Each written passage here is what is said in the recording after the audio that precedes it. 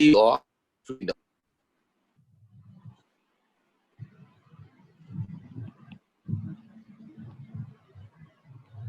Degree of freedom. Translational degree of freedom, rotational degree of freedom, total degree of freedom. सबसे पहले था mono atomic, तो उसमें rotation नहीं कहेंगे, जीरो, क्योंकि घूमेगा, मोमेंट ऑफ इनर्शिया नहीं है एक्स वाई जेड पे, moment rotational energy zero. Translational 3 तरह के हो सकते हैं। डाई एटॉमिक के लिए ट्रांसलेशनल 3, रोटेशनल 2, टोटल 5। ट्राई और पॉली एटॉमिक लीनियर जो होगा, इनके लिए 3 ट्रांसलेशनल, रोटेशनल 2, 5 टोटल। और ट्राई और पॉली एटॉमिक नॉन लीनियर के लिए 3 3 6।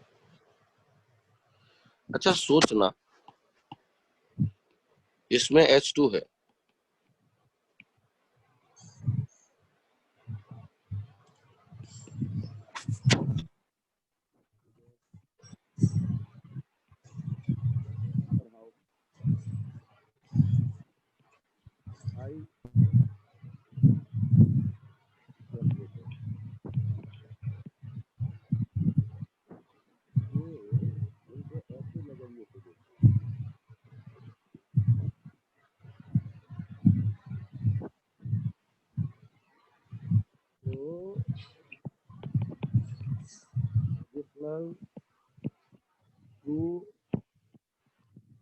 सर आपकी आवाज बहुत ज्यादा धीरे हो गई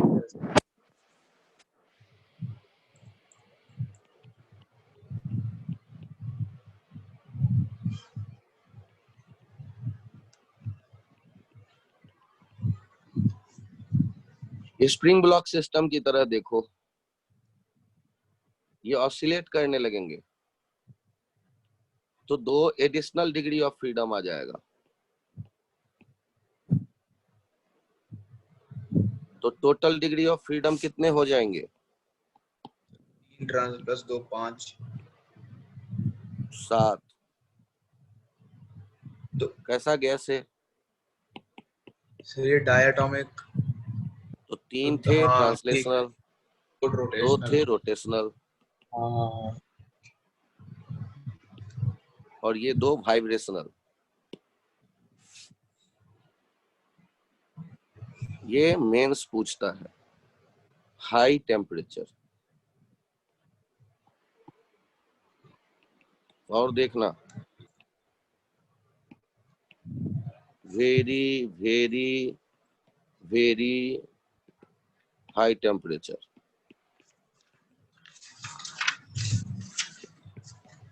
ड्यू टू डिसोसिएशन। अब 2 F टोटल कितना होगा सोचो और बताओ। ट्रांजिशनल 2 रोटेशनल वाइब्रेट तो वहां से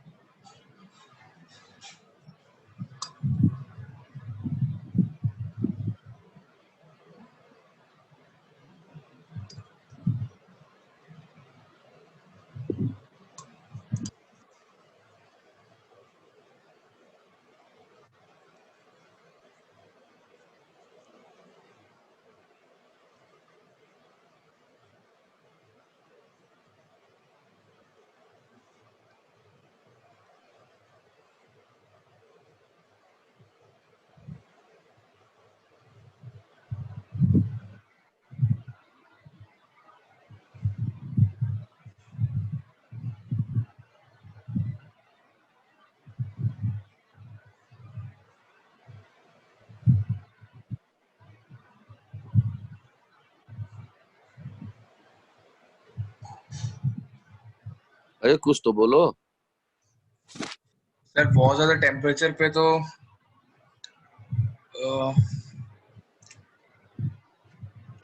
सर और क्या हो सकता है? रोटेशनल हो गया, ट्रांजिशनल हो गया, वाइब्रेशन हो गया। तो टोटल और कितना? ऐसे तो सर 7 ही हो रहे हैं, बाकी और ज्यादा टेम्परेचर पे और क्या होगा? ज्यादा से ज्यादा ये टूट जाएंगे, बॉन्ड ब्रेक हो जाएगा अगर तो हम बहुत ही ज्यादा। ध्यान से देखो, डायटोमिक बदल जाएगा मोनो मोनोटॉमिक। एटॉमिक में, तो F टोटल हो जाएगा 3। अच्छा, इसीलिए मेंस पूछता है।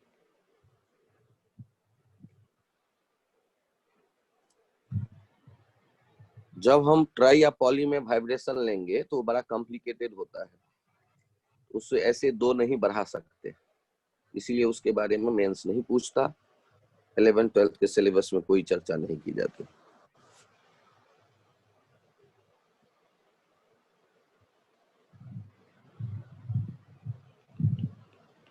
Law of equipartition of energy of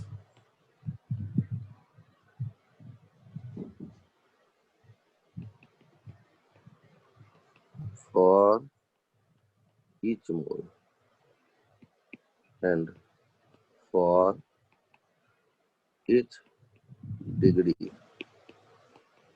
of freedom.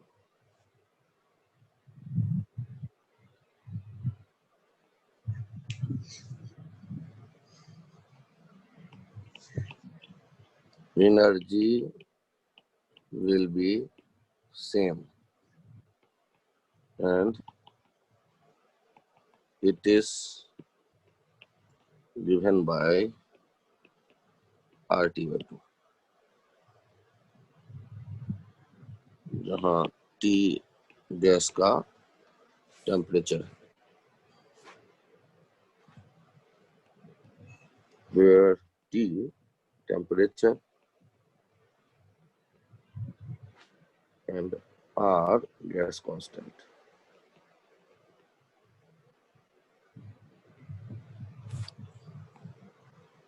देखना, हीलियम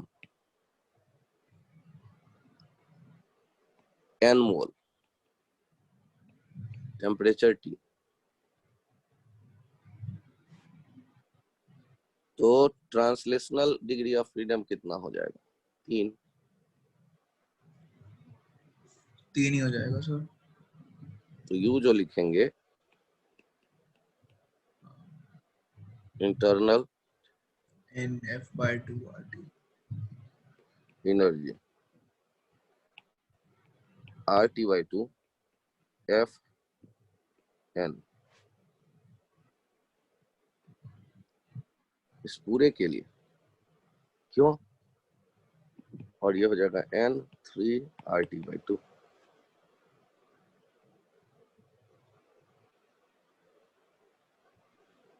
अब यदि ध्यान से देखो,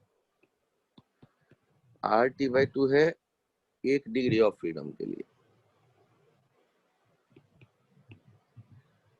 FRT/2 है टोटल डिग्री ऑफ फ्रीडम के लिए, तो टोटल इंटरनल एनर्जी 1 मोल का n मोल के लिए n से मल्टीप्लाई कर दिया और ये बन गया internal energy.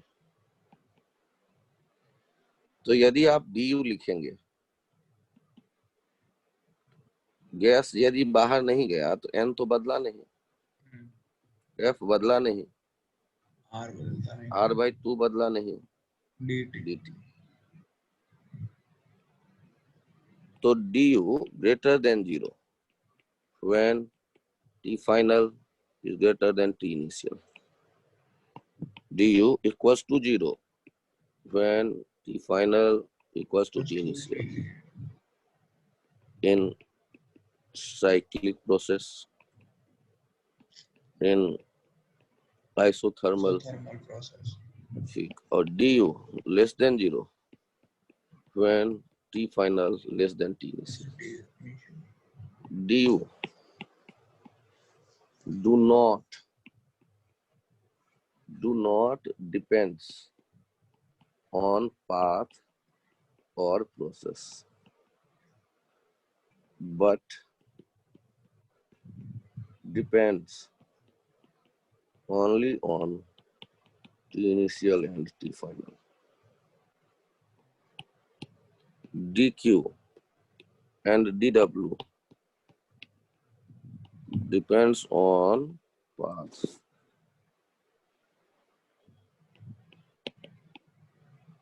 not only on initial and final state.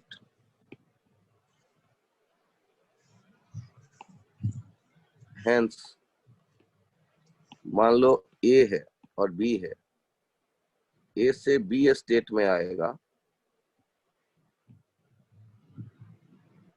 तो इस पे जो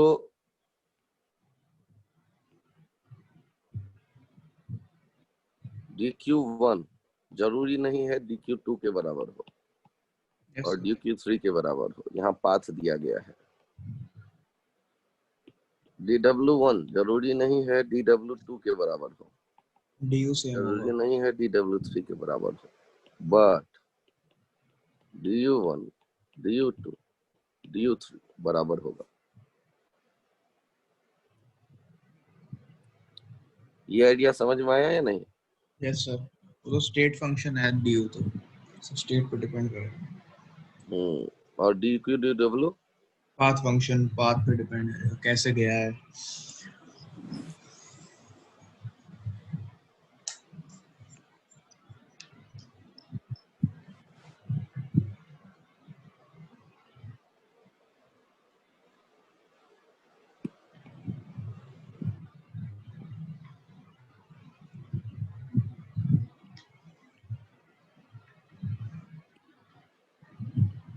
isochoric process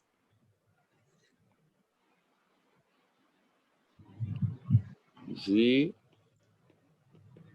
constant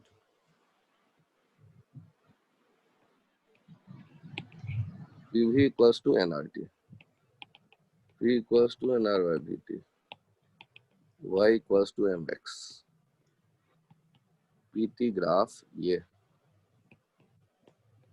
slope nr by d, t equals to v by nr into p, y dash equals to m dash x dash। यदि यहाँ t और यहाँ p रखोगे तो स्लोप आएगा v by nr। ये अंतर समझ में आया? Yes sir.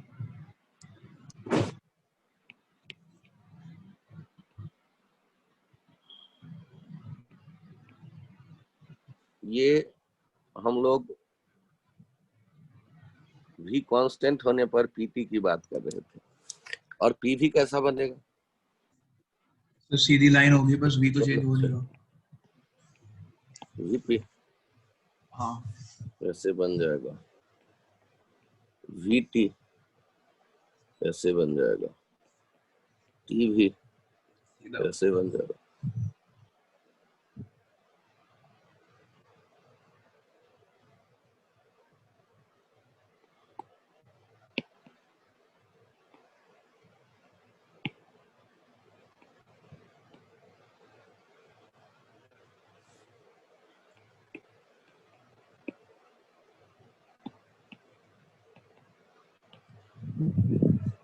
इन दोनों ग्राफ के लिए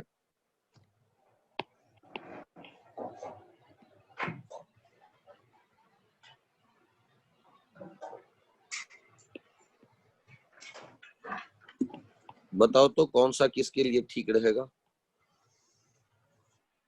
ए किसके लिए और बी किसके लिए?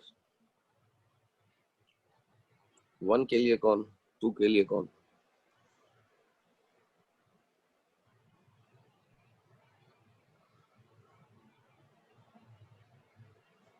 सर ये क्या आइसोकोरिक है? अच्छा, वैसे ही ग्राफ है। ओह सॉरी, तुम सही सोच रहे हो, जो मैं पूछना चाहता था उसके लिए आइसोकोरिक होना जरूरी है। हाँ वही सर। अब बताओ,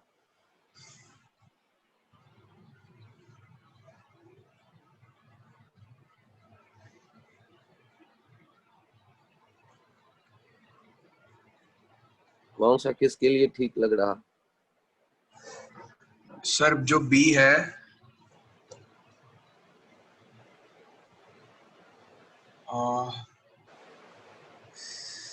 एक सेकंड,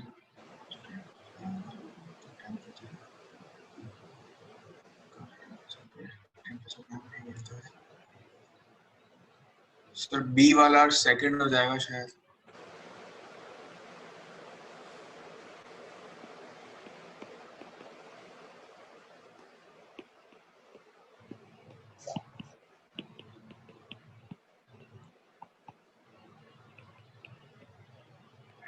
वी, जिसकी वी बड़ी है उसकी स्लोप ज्यादा हो जाएगी, तो वी बड़ा है सेकंड का तो उसकी स्लोप ए हो जाएगा सर।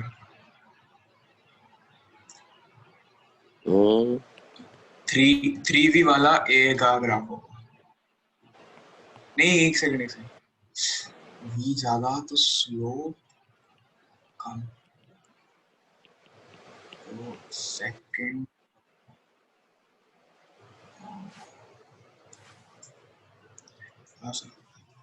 बी सेकंड ग्राफ है।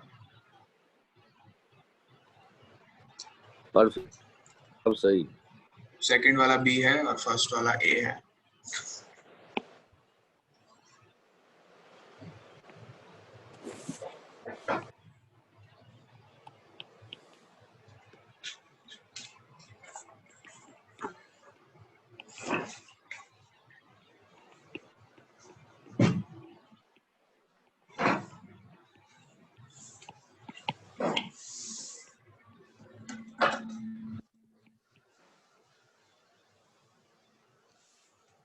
जब भी कोई प्रोसेस एनालाइज करेंगे तो दूसरा पॉइंट ये आता है,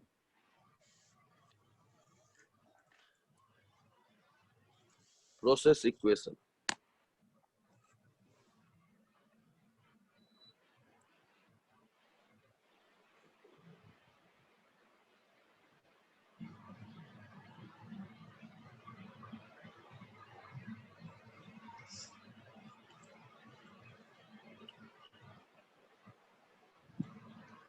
तीसरा point,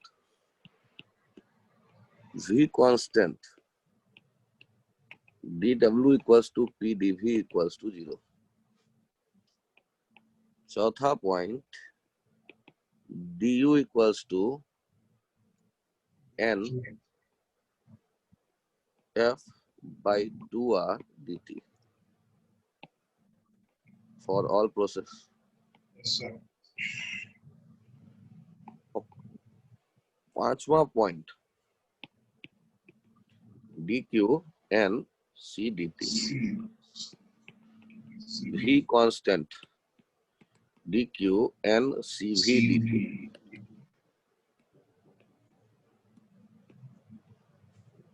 first law, du plus to d plus to du plus dw, n cv dt equals to n f by 2r dt, और ये हो गया 0।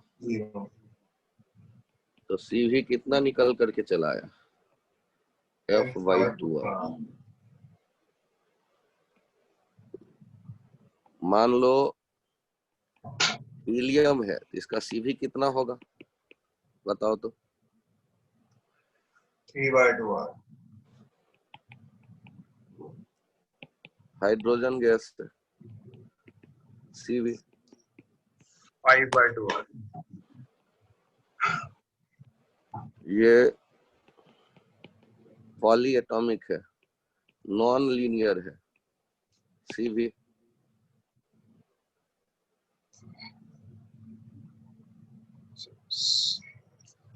6/2r। 6/2r।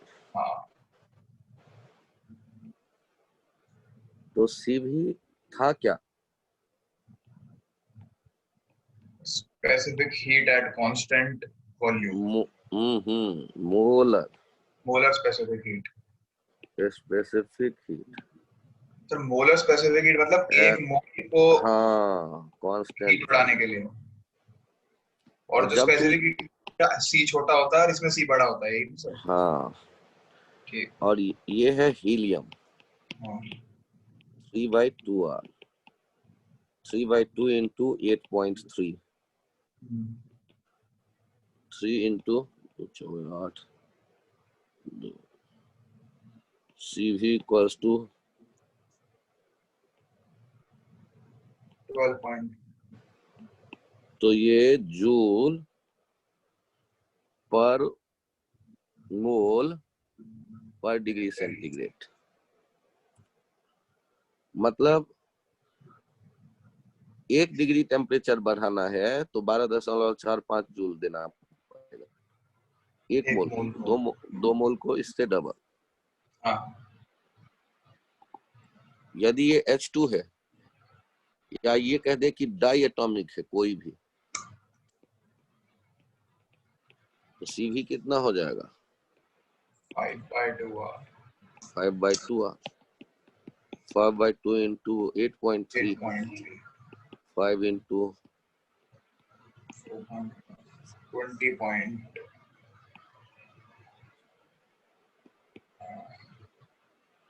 20.75 जूल पर मोल पर डिग्री सेंटीग्रेड, या पर केल्विन भी कह सकते हो।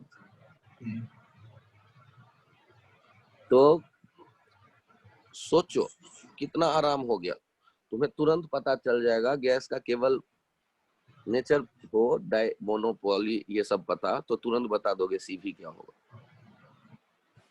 और एक आइडिया और भी मिला है, CV इक्वल्स टू F/2R। दूसरा एरिया, और यदि ये आइडिया मिल गया तो तुम जब लिखते हो for any gas du equals to n F/2R dt, और F/2R जो है ये तो एक फिक्स वैल्यू जैसा हो गया है, जिसको तुम क्या कर सकते हो, CV लिख सकते हो। तो अब तुम्हें du लिखने के 2 रास्ते पता है।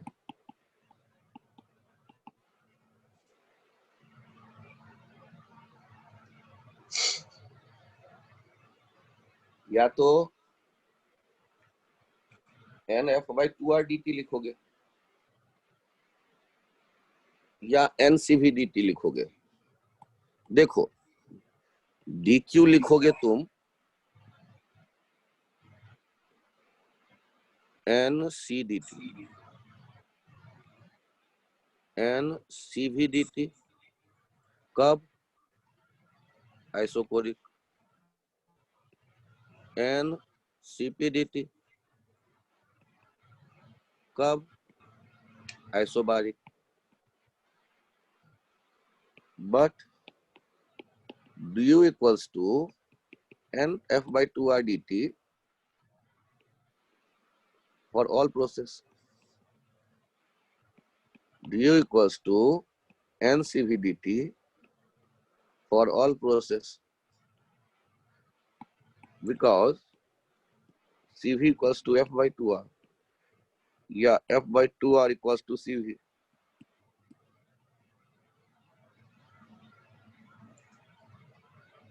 तो आप ध्यान रखिएगा, जब DQ में आप लिखेंगे n CV dt, तो ये केवल और केवल आइसोकोरिक।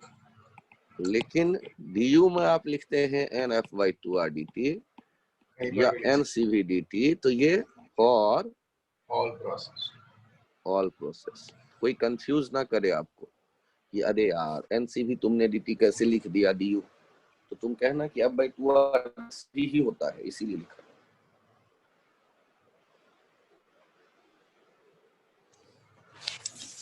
तो मैं एक बार फिर से बताऊं, आइसोकोरिक प्रोसेस V कांस्टेंट, पहला ग्राफ, वहां से देखा TT या TP मेन जो था, दूसरा process equation PV equals to nRT, P proportional to T, P1/P2 equals to T1/T2। तीसरा dw 0, चौथा du nf/2r dt या ncv dt, पांचवा dq ncv dt।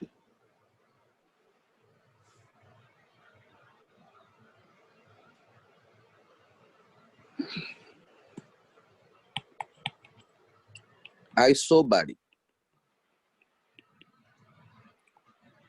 क्या कांस्टेंट है? प्रेशर। ई कांस्टेंट। पहला graph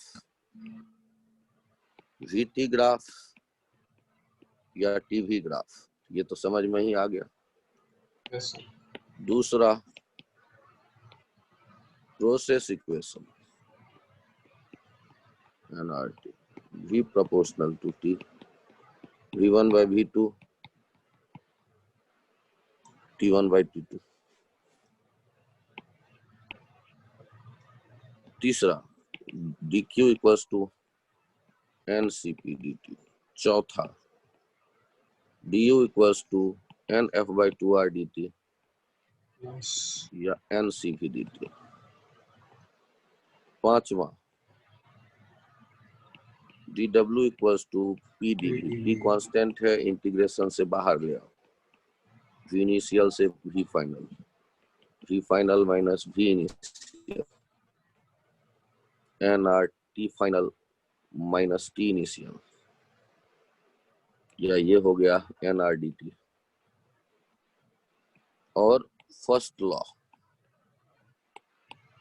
dq equals to du plus dw ncp dt ncv dt nr dt cp cv plus r, cp minus cv equals to r।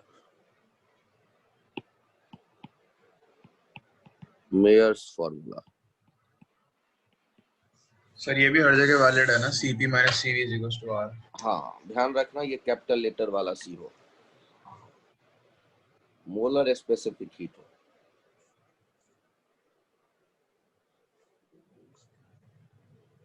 तो अभी अभी तुमने क्या देखा?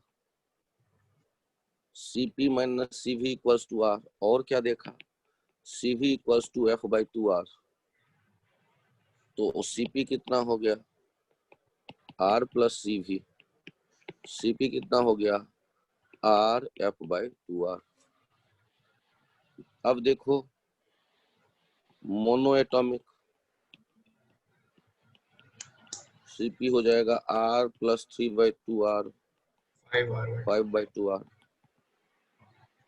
Die atomic R plus 5/2R 7/2R। तो ये हमें Cp का वैल्यू भी फिक्स दिखने लगा। तो रिलेशन यहाँ से हम क्या याद रखें कि बेहतर रहेगा?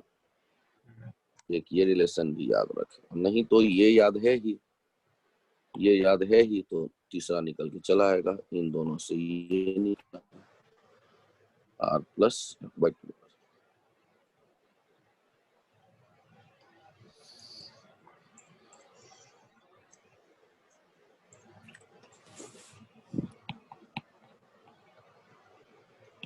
आइसोथर्मल प्रोसेस, T कांस्टेंट,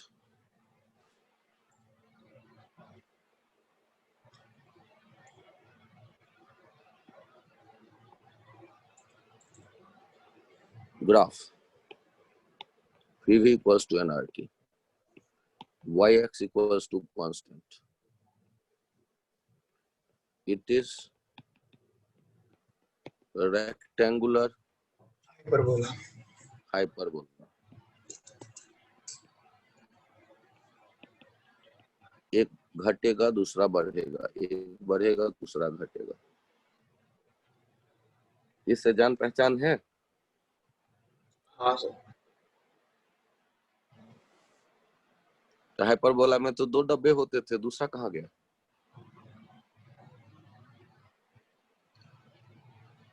लेकिन नेगेटिव भी नहीं होता, इसलिए इसे नहीं दिखाता।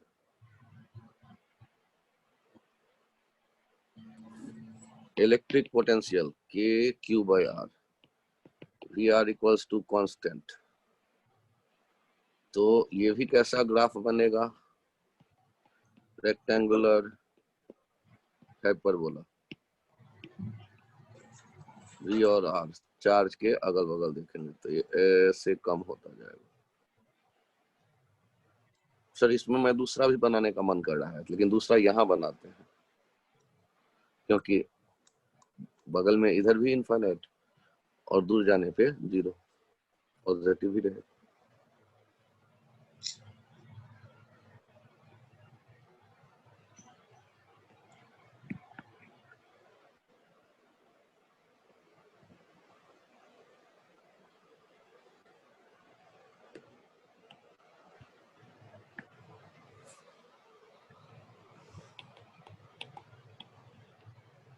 Isothermal T constant, du 0 since dt 0, dq n c dt, n into infinite into 0, not valid. dq du plus dw, ये valid. dw p dv, nRT by v dv, nRT dv by v, nRT log v final by v initial.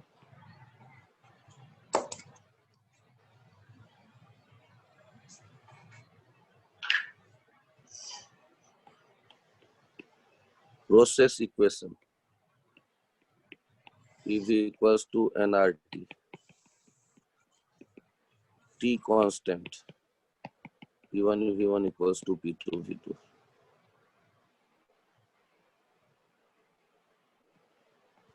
dw कितना आया है? nRT ln v final by v initial, इसे ऐसे भी लिखते हैं ln p initial by p final, since p final v final equals to p initial v initial, v final by v initial equals to p initial by p final.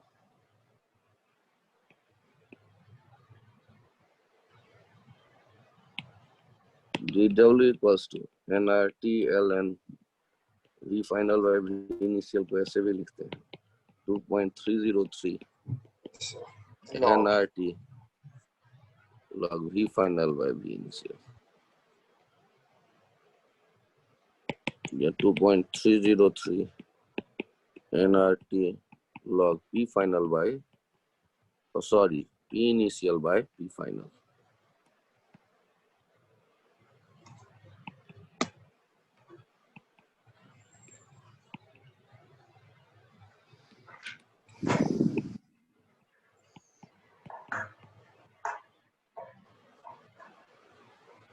तो आपको यदि isothermal की बात करना हो तो ग्राफ क्या हुआ? रेक्टेंगुलर हाइपरबोला पीवी का। प्रोसेस इक्वेशन कैसा देखा आपने? P1 V1 equals to P2 V2. du क्या हो गया? 0. dw क्या हो गया? nf thanks nRT ln v final by v initial, और dq कितना हो जाएगा? du plus dw, या dw के बराबर नहीं, नॉट वैलिड वो बात। लेकिन यदि निकालना होगा तो ये है dw dq के बराबर। ठीक।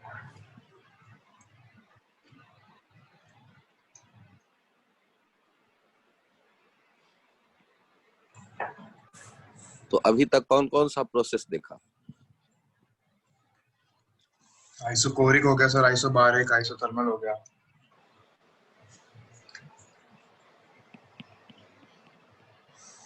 आइसोकोरिक में पहला process equation P1 by P2 T1 by T2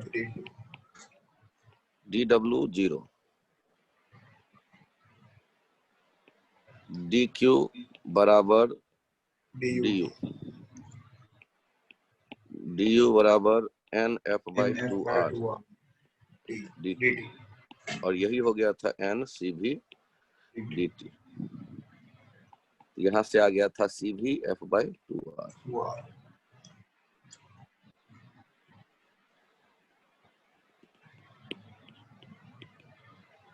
isobaric V1 by V2 T1 by T2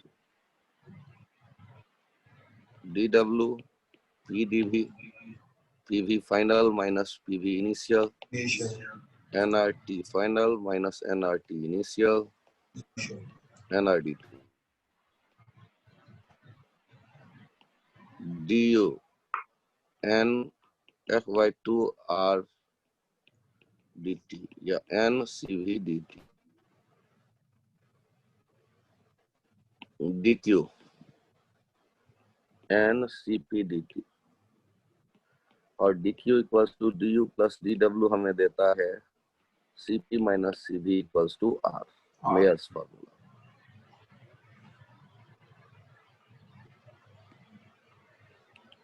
isothermal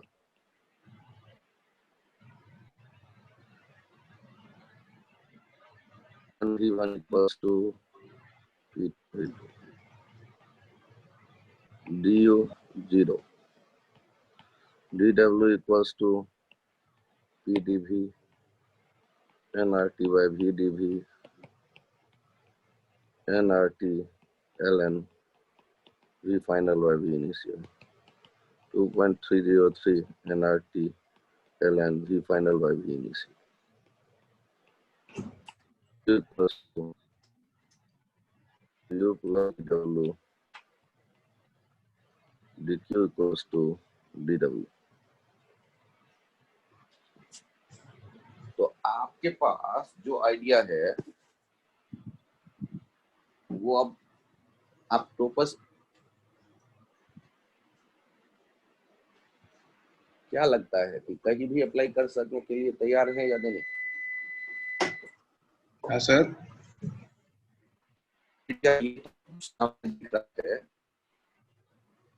पहले DQ सीखा, फिर DW सीखा, फिर DU सीखा, फिर उनको अप्लाई कर रहे हैं।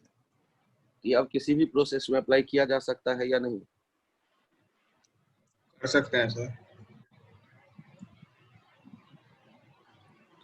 तो इसकी एक खासियत है, इस प्रोसेस का नाम नहीं जानते हैं भी अप्लाई कर सकते हैं, उसमें भी अप्लाई कर सकते हैं। साइक्लिक में इनिशियल T फाइनल बराबर था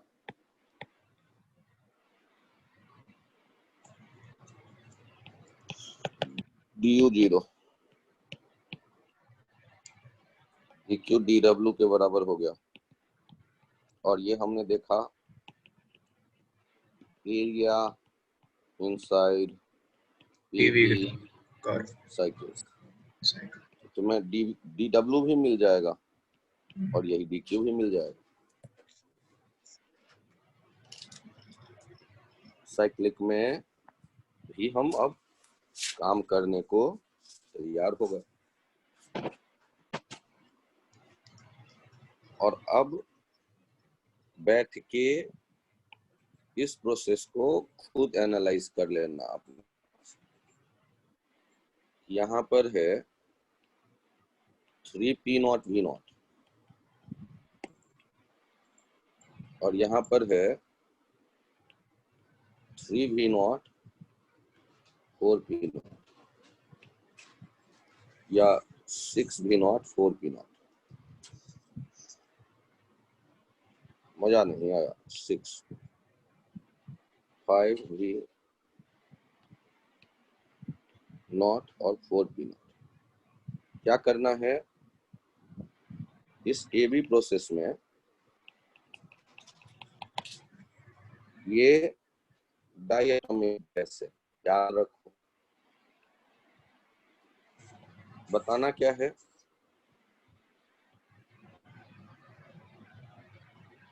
इन AB प्रोसेस, पहले तो उसका नाम बताओ, कोई नाम होगा? आइसोथर्मल कह दूं? आइसोबारिक, आइसोकोरिक, साइक्लिक, कोई नाम पसंद आ रहा हो तो बोलो। सर आइसोबारिक आइसोकोरिक तो नहीं लग रहा है, सब कुछ चेंज हो रहा है। तुम्हें DQ बताना है, DU बताना है, DW बताना है। ये बैठ के एनालाइज कर लो, ठीक है? Okay sir. 5 मोल डायटोमिक। अब यदि मोल का काम पढ़े, डिग्री ऑफ फ्रीडम का काम पढ़े तो मिल जाएगा, डायटोमिक है। और अगले टर्न पे और प्रोसेस को फिर एनालाइज करेंगे, जिनमें आएगा एडियाबैटिक प्रोसेस, पॉलीट्रॉपिक प्रोसेस और बाकी। जैसे ये है अननेम्ड प्रोसेस, ये भी अननेम्ड प्रोसेस है, इसका कोई नाम नहीं है। यदि तुम इसको एनालाइज कर लोगे तो तुम्हारा कॉन्फिडेंस हाई हो जाएगा कि सर ऐसे केस में भी हम काम कर सकते हैं। ठीक, यस अभी सर। के लिए कहानी यहीं तक रखते हैं, अगले टर्न पे फिर देखेंगे आगे। अभी के लिए इतना ही, thank you, bye bye. Bye sir.